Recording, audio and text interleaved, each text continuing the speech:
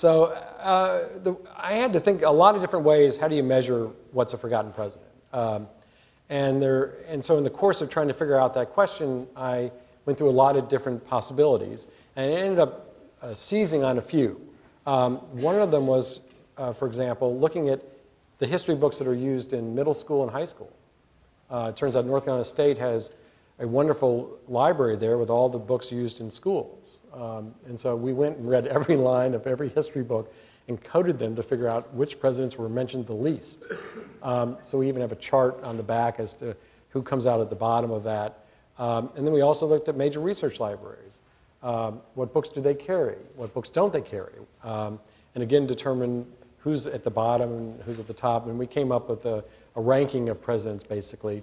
Who's the most remembered, and I'll ask you that in a second, and who's the least remembered. And it's pretty clear, and each makes sense. Yeah. We had an amazing discussion just last week with Jeffrey Ward, the co-author of this spectacular FDR series, and the author of my favorite presidential biographies of remembered presidents. Is he the most remembered president? He's close. It turns out it's Lincoln.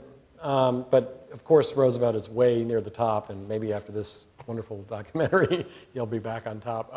So it's usually Lincoln, Roosevelt, and Washington are the top three, to some extent in that order, although Washington might end up being second.